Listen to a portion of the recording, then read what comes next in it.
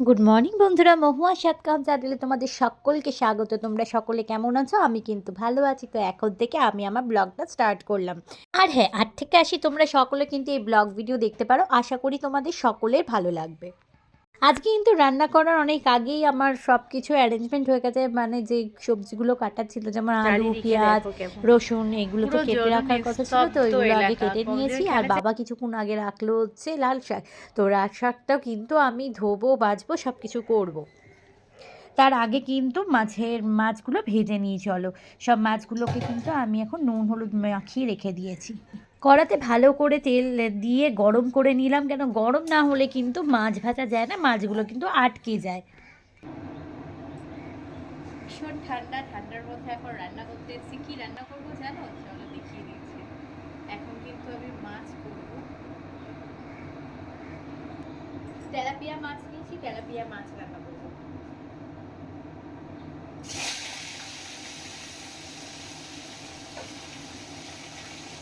মাছ ভাজতে গিয়ে আমার মুখের কন্ডিশন দেখলে সবাই কিন্তু হাসিই পাবে,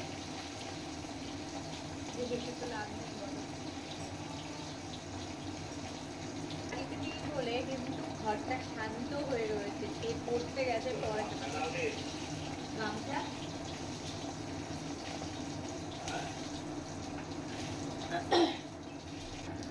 রান্না করতে করতে হাতে কতগুলো বাসন আছে চলো দিয়ে দেবে। কেননা বাসন মাজতে কিন্তু সিঙ্কের জায়গাটা পড়ে রয়েছে বাসন, আর জায়গাটা কম হয়ে যাচ্ছে, ছটফট করে বাসনগুলো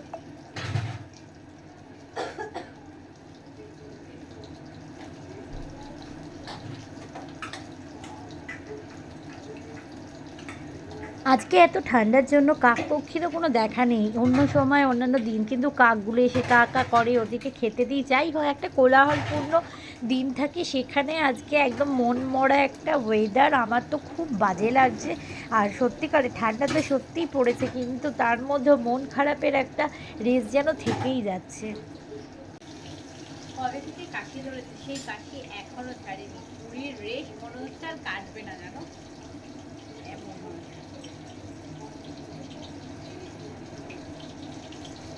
এদিকে মাছ ভাজতে ভাজতে আমি একটুখানি চা করে নিচ্ছি। এত ঠান্ডায় একটু চা না খেলে হয়?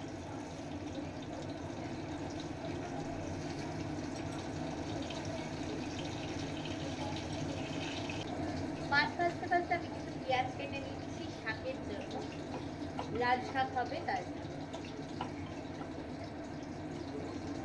আমার তো চা হয়ে গেছে, চাটা খেয়ে নিই। চলো খেতে খেতে রান্না করি।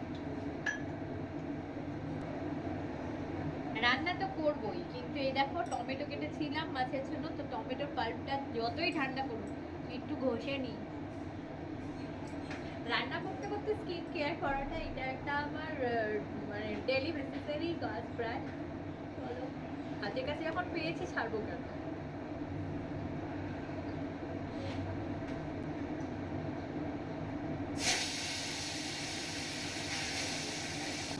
চা খাবো বলে চাটা খেলাম না আগের থেকে, কারণ হচ্ছে চলো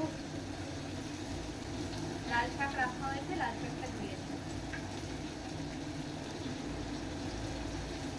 আগে নুন দিয়ে জল দিয়ে ভিজিয়ে রাখি ৮ ঘন্টার মতো। তারপরে কিন্তু সেটাকে ধুয়ে আমি কাটবো। শাক কিন্তু আমার প্রায় কাটা কমপ্লিট হয়ে গেছে। মাছের ফোড়নটা দিয়ে দিই। আলু দিয়ে দিয়েছি, দেখো টাটকা মাছের ঝোল যা হয় আর কি।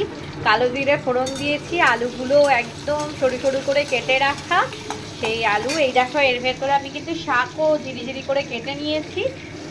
খালি চাপানোর অপেক্ষায় আছি। চলো ঝটঝট করে রান্নাটা কমপ্লিট করে নিই, অনেকটা দেরি হয়ে গেছে। এদিকে মাছের ঝোলটা বসাবো, তারপরে কিন্তু আমি এদিকে শাকটা বসিয়ে নেব। মাছের ঝোলটা না বসিয়ে শাকটা বসাতে পারছি, তাহলে কি টেস্টটা নষ্ট হয়ে যেতে পারে। মেয়েদের তো এখন সব রকম মশলাই খায়, তো হালকা করে আমি মশলাগুলো সব দিয়ে নিলাম অল্প অল্প করে। এবার কিন্তু এগুলোকে ভালো করে কষাবো, যেমন হলুদ গুঁড়ো, একটু লাল কাশ্মীরি লঙ্কার গুঁড়ো, জিরের গুঁড়ো সব দিয়ে নিয়েছি।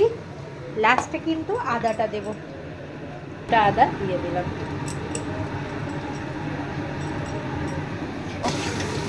এবার ভালো নাড়িয়ে চাড়িয়ে নিয়ে জল দিয়ে আমি কিন্তু আসলে হচ্ছে কিন্তু কষানো, যত কষানো যাবে তত কিন্তু রান্নার সুগন্ধ আরও বাড়বে।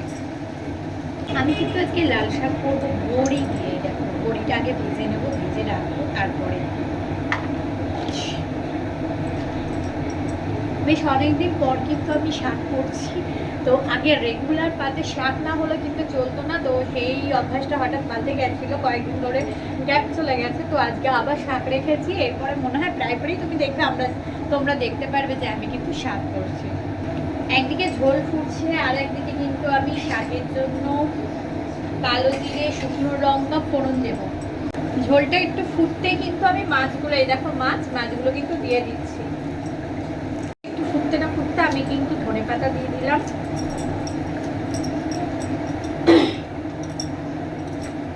দেখো আমার মাছের ঝোল হয়ে গেছে, আর এই যে লাল শাক চলছে।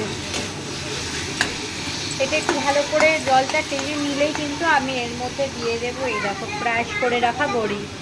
আর এই যে মেয়ে এসছে পড়াশোনা করে, এখান থেকে দেখা যাবে না। এই দেখো শাকের কালার, বড়ি দিয়ে শাক। চলো এবার ট্যাংরা মাছের জন্য তেল দিয়ে দিয়েছি কড়াই, ট্যাংরা মাছটা ভেজে নিই। এই যে ট্যাংরা মাছ রাখা রয়েছে। ট্যাংরা মাছ করার জন্য আমি কিন্তু পেঁয়াজ আলু ভালো করে ভেজে নিয়েছি, তারপরে কিন্তু মশলাগুলোকে দিয়ে নিয়েছি, আর ট্যাংরা মাছ ভেজে সাইডে রেখে দিয়েছি। হ্যাঁ, এবার টমেটো অ্যাড করে দিলাম। মা সরে যায় এখন। হ্যাঁ,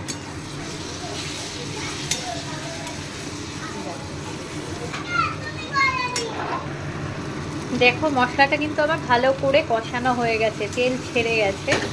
এবার আমি কিন্তু এটার মধ্যে মাছ অ্যাড করে তারপরে জলটা দেব। তো বন্ধুরা, আজকের এই ব্লগ ভিডিও আমি আর বেশি লেন্দি করছি না। যদি আজকের এই ব্লগ ভিডিও তোমাদের কারো কিছু ভালো লেগে থাকে, please like share and comment করতে ভুলো না। Please subscribe my channel. তো দেখা হচ্ছে নেক্সট ব্লগে।